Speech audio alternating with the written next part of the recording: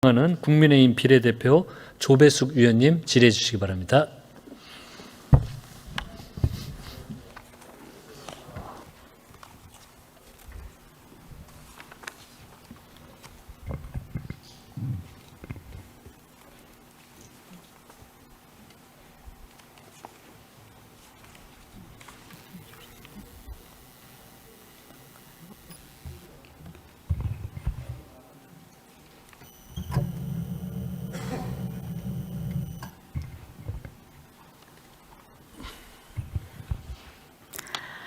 네, 국민의힘 조배숙 의원입니다. 인사가 만사입니다. 그런데 이재명 정부의 인사 과정에서 잇따라 문제가 제기되고 있습니다. 그 중심에 김민석 국무총리 후보가 있습니다. 최근 수년 사이에 특별한 소득 없이 약 8억 원에 달하는 재산을 증가시켰고 수억 원의 추징금 납부하면서도 교회 헌금과 자녀 유학비 등 고액 지출을 감당한 정황이 드러났습니다. 전처가 비용을 댔다거나 경조사 수입으로 현금을 받았고 배추농사 투자 수익 배당금으로 매달 450만 원가량을 제공받았다는 등의 해명을 내놓았지만 국회에 그 어떤 증빙 자료도 제출하지 않았습니다. 또 칭화대 석사학위 논문 표절 의혹도 있습니다. 더 나아가서 김 후보자는 청문회 질의 과정에서 이 정당한 의혹 제기를 비아냥과 조롱으로 응수하는 그런 불성실한 태도를 보였습니다. 그런데도 여당은 청문회장에서 후보자 해명 요구에는 침묵한 채 오히려 문제를 제기하는 야당 청문위원을 향한 반격과 공격에 집중하는 모습을 보였습니다. 이것은 인사청문회를 국민을 위한 검증의 장이 아니라 정쟁과 방어의 수단으로 전락시킨 것이고 의회주의의 근간을 훼손하는 태도입니다. 게다가 김민석 후보자는 인사청문회 과정에서 50%에 가까운 우리나라 국가채무 비율을 20 내지 30% 수준이라고 답했고 올해 국가예산 규모조차 제대로 답하지 못했습니다. 국무총리가 어떤 자리입니까? 대통령 거리 시에 대통령 대행하는 자리이고 대통령을 보좌해서 행정 각부를 통할하고 국가 운영 전반을 조율하는 중요한 책임자입니다.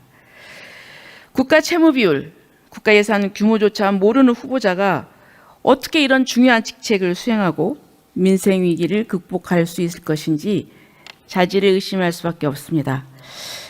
다른 장관 후보자들 역시 예외는 아닙니다. 정은경 보건복지부 장관 후보자는 방역 책임자로 재직하던 시기에 남편이 방역 관련 기업 주식을 거래해서 시세 차익을 얻은 정황이 드러나서 이해충돌 논란이 제기됐고 또 조현 외교부 장관 후보자는 부동산 갭 투자 의혹과 자녀집 반전세 계약 의혹이 제기됐고 배경훈 과기부 장관 후보자 미성년 자녀의 고액 주식 보유 등과 관련해서 공정성, 형평성 문제가 제기되고 있습니다. 또 이전에 고위공직자 검증을 책임져야 될 오광수 민정수석이 차명부동산 그리고 차명대출 의혹으로 임명된 지 5일 만에 자진 사퇴했습니다. 지금 이재명 정부의 그 인사검증 시스템이 정말 부실하다고 볼 수 있습니다. 그럼에도 불구하고 이재명 정부는 의혹 해소보다 임명 강행을 택하고 있습니다. 이것은 국회의 눈높이와 국회의 검증권을 무시하는 것입니다. 지금이라도 인사검증의 실패를 인정하고 김민석 후보자에 대한 지명을 철회해야 됩니다. 더불어서 장관 후보자들에 대한 엄격한 재검토를 통해서 국민 신뢰를 회복하는 것이야말로 책임 있는 국정 운영의 출발점이 될 것입니다. 자,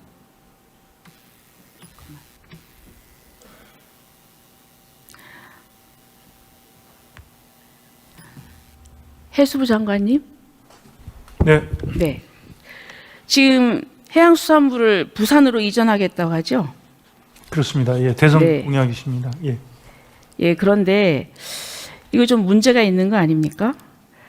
지금 명분을 보니까 북극 항로 거점 개발, 해양 산업이 집적된 해양 수도의 건설, 그리고 지역 균형 발전 이러는데요. 자, 그러면 PT 좀 띄워주세요. 그런 논리라면은 농림축산식품부는 국가식품클러스터 그리고 농촌진흥청이 있는 농도인 전북으로, 그리고 과기정보통신부는 카이스트하고 기초과학연구원이 있는 이 대전으로 이전해야 된다는 주장도 정당화될 수 있습니다. 안 그렇습니까? 저는 이렇게 되면은 세종시의 행정수도 구상과 이 정면으로 저는 충돌한다고 봅니다. 이거는 공공기관 지방 이전하고 다릅니다. 그러면 지금 세종시 기능이 약화가 되는데요. 그러면 왜 국회에 세종의사당 건립하고 대통령실에 세종 이전 검토합니까? 또 넘겨보세요. 지금 저기 분명히 세종시에 대해서 얘기를 하고 있는데 이렇게 되면은 왜 세종시 기능이 무엇인가? 예, 어떤 통합적인 효율성이 떨어진다고 생각합니다. 다음 넘겨보세요. 자, 해수부 공무원도 약 86%가 반대하고 있습니다. 업무 비효율성 그리고 타부처 협업이 어렵다. 그리고 또 사실 세종시로 공무원들이 와서 이 10년 됐는데요. 아주 어렵게 정착했습니다. 그런데 다시 또 이전을 해야 됩니다. 그런데 저는 지난번에 국정기획위원회를 대상으로 해수부 업무 보고 하다가 중단된 적 있죠? 그렇습니다. 네. 그 이유가 뭡니까? 그 자료 유출에 대한 부분을 좀 말씀을 하셨습니다. 자, 그런데 제가 볼 때는 자료 유출이나 뭐 대통령 공약 검토 부족이라고 하지만은 저는 이것은 갑질, 저는 길들이라고 생각합니다. 저는 그래서 이 해수부 업무 보고 중단하고 이 부처 이전 결정 사이에 어떤 연계성이 있지 않았나 이렇게 생각합니다. 혹시 대통령실이나 국정기획위원회로부터 무슨 외압이나 지시가 있었던 거 아닙니까? 그런 건 없었습니다. 자, 그리고 저희들이 보기에는 지금 해수부 장관 후보자로 전재수 의원이 지금 지명이 됐습니다. 그렇죠? 네. 예. 그런데 저희들이 객관적으로 보기에는 어떤 전문성보다는 지역 안배, 그리고 혹시 내년 선거를 위한 어떤 정치적인 고려가 우선된 인사가 아니냐 이런 비판이 있습니다. 저는 장관직이 해수부 이전에 정치적 상징성을 위한 수단으로 활용된 것이라면은 이것은 또 다른 형태의 국정농단이라고 생각합니다. 해수부 장관님, 이 해수부 부산 이전과 관련해서 뭐 여론조사나 내부 의견 수렴, 뭐 국회 보고, 공청회 이런 절차 거친 적 있습니까? 그런 거는 지금 공청회 같은 경우에는 지금 뭐 거친 적은 없습니다만 전혀 없죠. 예. 제가 볼 때는 그냥 이게 공약으로 막 먼저 이렇게 던져진 것 같은데요. 저는 이거는 좀 독단적이고 비민주적인 행정이다. 그래서 장기적으로는 저는 정부 책임 문제로 이어질 거라고 생각을 합니다. 그래서 저는 이 피해는 나중에 국민에게 돌아온다고 생각하고요. 저는 정부는 지금이라도 일방적인 이전 추진을 중단하고 좀 논의를 전면 재검토해야 된다고 생각합니다. 자, 그리고 과기부 장관님하고 산자부 장관님께 질의를 하겠습니다.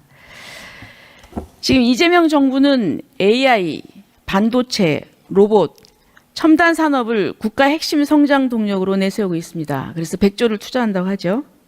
예? 네, 그렇습니다. 자, 그런데 이것을 위해서는 제일 기초적인 필요한 것이 무언가요? 네, 전력. 전력이죠. 예. 근데 이번 추경에 보니까요. 신재생 에너지 분야에는 1,200억 원의 예산이 추가 편성됐어요. 근데 원자력 발전과 관련해서는 단 1원도 편성이 안 됐습니다. 저기 자료 좀 다시 띄워주세요. 네, 저 젠슨 황인데요. 그 AI 산업의 가장 큰 도전 과제는 에너지다. 그래서 이제 대만에 얘기를 했습니다. 원전에 반드시 투자해야 되며 원전에 낙인을 찍어서는 안 된다. 이 얘기를 하고 있습니다. 지금 보세요. 용인 반도체 클러스터 여기 이 이제 대규모 전력 수요가 수도권에 집중돼 있고요. 그다음에 국내 데이터 센터의 70%가 수도권에 몰려 있고, 그리고 2029년도에는 수도권 비중이 82%까지 증가할 것입니다. 데이터 센터는 전기 먹는 하마로 알려져 있습니다. 그렇죠? 그리고 또 지금 AI 쪽으로 가다 보면은 기존 인터넷 검색하고 비교하면은 이 생성형 AI 서비스 챗 GPT 이 전력 소모량은 10배 이상 많습니다. 거기다가 이미지나 영상을 생성하는 서비스 전력 소모량은 텍스트 기반 서비스보다 40배 이상의 전력이 필요합니다. 그래서 산업부에서 발표한 제11차 전력 기본 수급 계획을 보면은 우리나라 첨단 산업에 필요한 전력은 올해 1.4 기가와트에서 2036년에 6.1 기가와트로 약 4배 이상 증가할 것입니다. 증가할 것으로 예상이 됐는데, 이것은 원전 5기 이상의 추가로 필요한 규모입니다. 산자부 장관님, 네. 지금 이제 AI 기술 활용을 확대하고 데이터 확장이 국가 목표라면은 이에 상응하는 에너지 수급 대책이 있어야 될 텐데요. 네. 신재생 에너지를 주로 해야 됩니까? 어떻게 합니까? 저희가 다양한 에너지원을 활용을 하고 있고, 지지난주에 울산에서 그 LNG를 활용을 한 AI 데이터 센터를 저희가 이제 출범을 시켰습니다. 그 착공을 했는데, 국내에서는 지금 다양한 에너지원을 활용을 하고 있고, 지금 지적하신 것처럼 전 세계적으로 AI 데이터 센터의 그 원전의 활용도가 커지면서, 그렇죠. 국내에서도 앞으로 그 원전의 활용도도 상당히 어떻습니까? 지금 이제 국제적으로 지금 방향이 전환됐잖아요. 그렇습니다. 미국도 그렇고, 네. 미국은 지금 원전 발전 용량을 2050년까지 4배로 확대하겠다고 했고, 프랑스는 지금 14기를 새로 짓겠다고 했습니다. 그렇습니다. 그리고 대표적인 반원전 국가였던 독일, 덴마크도 지금 다시 원전의 필요성을 인정하고 있어요. 그렇습니다. 모든 국가들이 지금 다양한 에너지원을 활용을 하고 있습니다. 아니, 다양한 에너지원인데 그래도 원전을 필요하다. 지금 이렇게 가고 있지 않습니까? 그렇습니다. 네.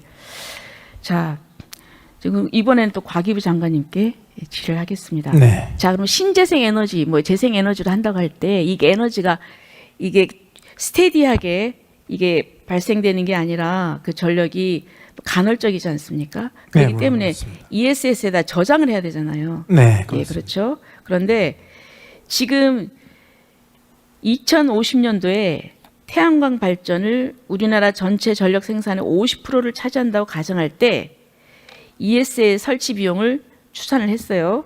이게 국가 원자력 정책 제안서에 나오는 겁니다. 근데 그 비용이 얼마인지 혹시 아십니까? 모르셔도 됩니다. 네, 제가 그 숫자를 가지고 있지 않습니다. 예, 400조 이상입니다. 그러면은 이렇게 천문학적인 비용을 들여가지고 보완책을 만드는 게 굉장히 비현실적입니다.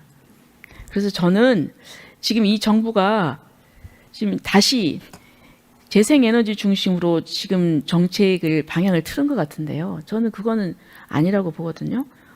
어떻게 생각하세요? 지금 재생에너지 중심 정책이 과연 지속이 가능할까요?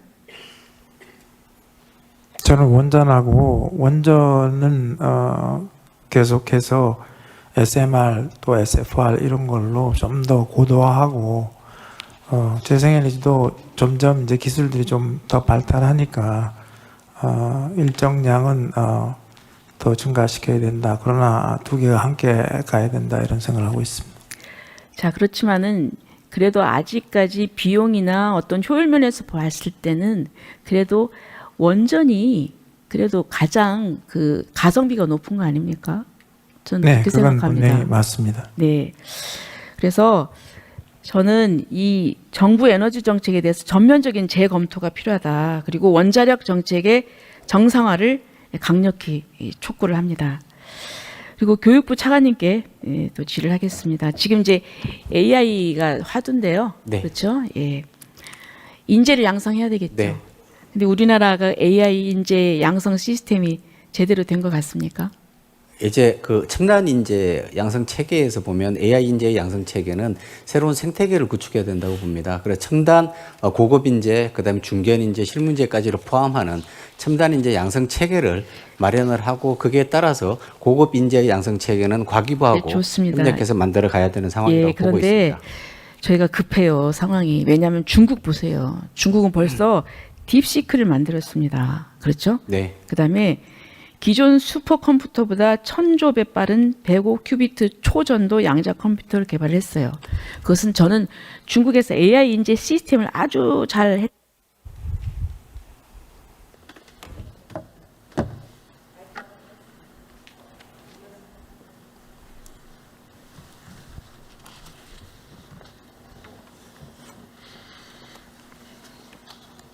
예, 수고하셨습니다. 다음은 존경하는